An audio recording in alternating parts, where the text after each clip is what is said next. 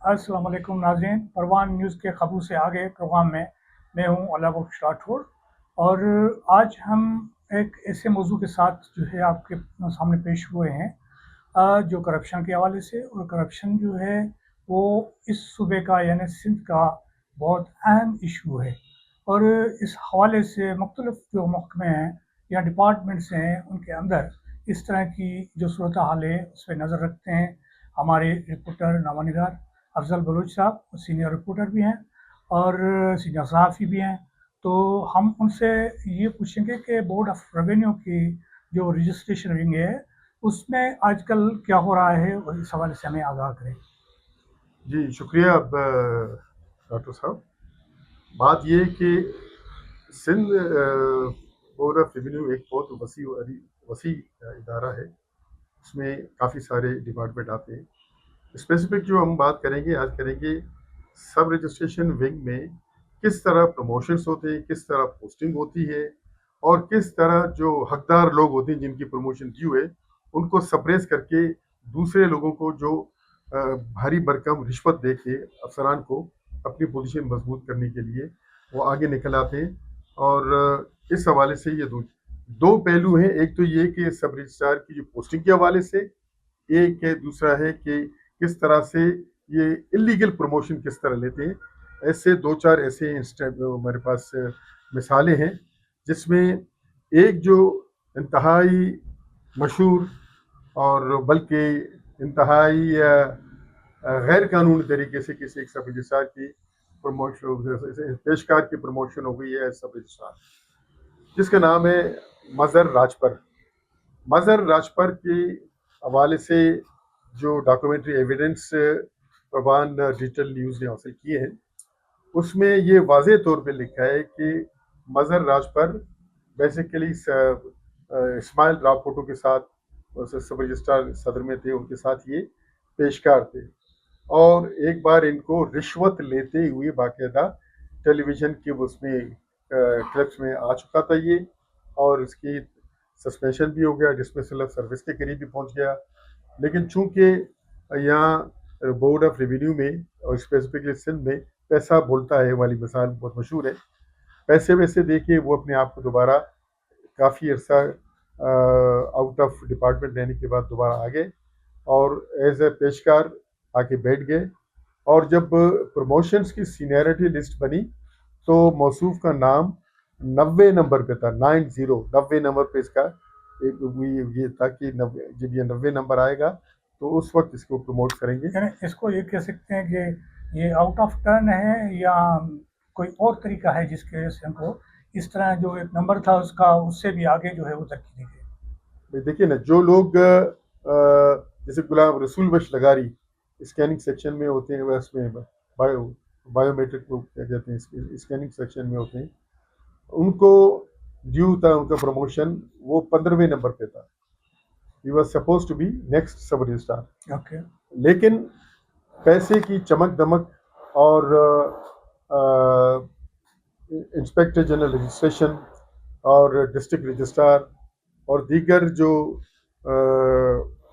चमक के पुजारी जो अफसरान हैं उन्होंने मिल बैठ के इनको, यानी ये 90 नंबर पे था, इनका नंबर बहुत पीछे था, रसूल लगारी का नंबर 15वें नंबर था, उनका राइट था, उससे सप्रेस करके 90 नंबर वाले को इन्होंने अपग्रेड करके सब रजिस्ट्रार बना दिया।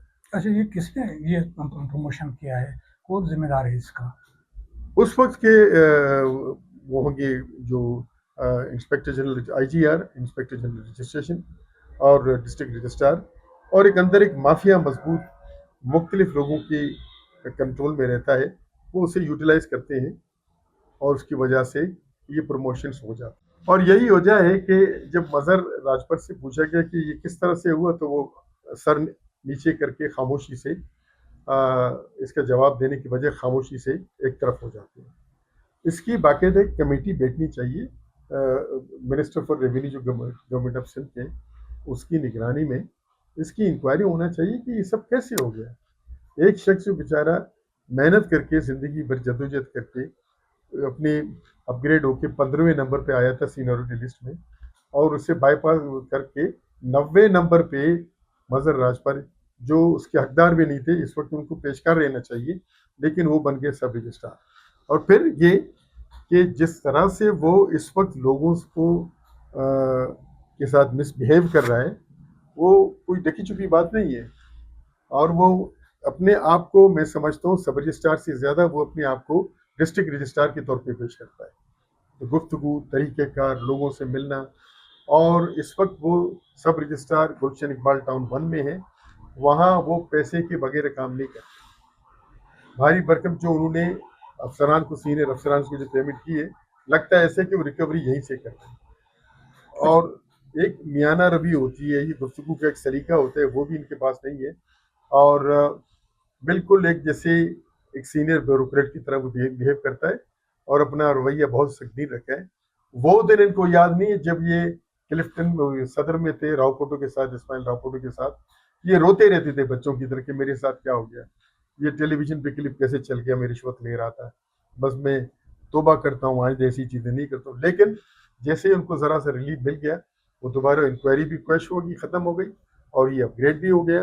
اور دوسرے رسول بخش لغاری جو بیچارے شریف النفس انسان ہیں، ان کے حق کو مارتے ہوئے، ان کو دھکیل کے یہ 90 نمبر والا پروموشن کا مستحق 15 نمبر والے کو دھکا دے کے اچھا، آگے چلے. یہ بتائیں کہ اس سے پہلے جو چیف سیکریٹری نے اسی شعبے میں جو ہے کرپشن اور باقی معاملات جو تھے ان کی انویسٹیگیشن کے لیے ایک کمیٹی بٹھائی تھی، تو کیا اس کمیٹی کا کیا ہوا؟ سر دیکھیے، یہ کمیٹیاں جو چیف سیکریٹری اپائنٹ کرے یا chief minister of Sindh appoint کرے، ان کا بیسک ٹارگیٹ یہ ہوتا ہے کہ کیس پکڑو، کرپشن کو ختم نہیں کرو، کرپشن کے کیس پکڑو، ان سے ڈیل کر کے ان کو کلیئرنس سرٹیفکیٹ دے دو اور اپنی جیبیں بھرو. یہ اصل ایشو ہوتا ہے. ایسے تو بھائی ایک بار ہی کہا گیا کہ ہم ریتی بجری کے فیلڈ میں جو چوری ڈکیتی ہو رہے ہیں سب کو ہم بند کر رہے ہیں. کہاں ہے؟ آج بھی چل رہا ہے، آج بھی دیہڑی سسٹم چل رہا ہے. تو آپ یہ کہنا چاہ رہے ہیں کہ یہ صرف دکھاوا ہے کہ انہوں نے رپورٹ کوئی اس طرح کی انویسٹیگیشن کا آرڈر دے دیا اور اس کا کوئی نتائج نہیں آتا، اور اگر وہ رپورٹ ہوتی بھی ہے یعنی بنتی بھی ہے، انویسٹیگیشن ہوتی بھی ہے تو وہ فائلوں تک محدود ہوتی ہے، آپ یہ کہنا چاہ رہے ہیں؟ بالکل فائلوں تک محدود رہتی ہے، اور پھر یہ کہ فائلوں کو وہاں سے غائب بھی کیا جاتا ہے. یہ جو بھی کمیٹی کے ممبران ہوتے ہیں اس میں شاذ و نادر کوئی ایماندار شخص آ جائے. لیکن جس طرح سندھ کے ماحول کو پیپلز پارٹی نے خراب کیا ہے کرپشن کے حوالے سے، پیسے کے حوالے سے، رشوت ستانی کے حوالے سے، وہ پورا ایک کمپلیٹ ایک مافیا ہے جس کو توڑنا، جس میں بڑے بڑے نام آتے ہیں، سینئر پولیٹیکل لیڈرز بھی آتے ہیں، اور جو قربت رکھتے ہیں بڑے بڑے لوگوں سے، وہ ان کا پھر سکہ چلتا ہے. اس وقت جو ہے وہ پہلے تھا کوئی سیال صاحب تھے، وہ سوہیل سیال کا مطلب یہ کہ کچھ گراف نیچے گر چکا ہے. اب طارق سیال اس کی جگہ لے چکے ہیں.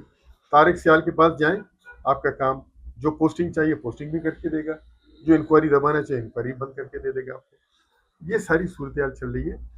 یہ ناممکن سی بات ہے کہ سندھ سے جو کرپشن کا جو بیس لائن ہے یا بنیاد ہے اس کو توڑا جائے، ختم کیا جائے. اور جو آپ نے بات کہی، میں دوبارہ ریپیٹ کرتا ہوں، جو کمیٹی کے ممبران بھی ہوتے ہیں وہ صرف اپنی جیبیں بھرتے ہیں. شاذ و نادر کوئی ایماندار شخص آ جائے اور اسے وہ عرف عام میں یہ لوگ پاگل قرار دے کے پھر آگے جا کے کمیٹی سے ہٹا ہی دیتے ہیں.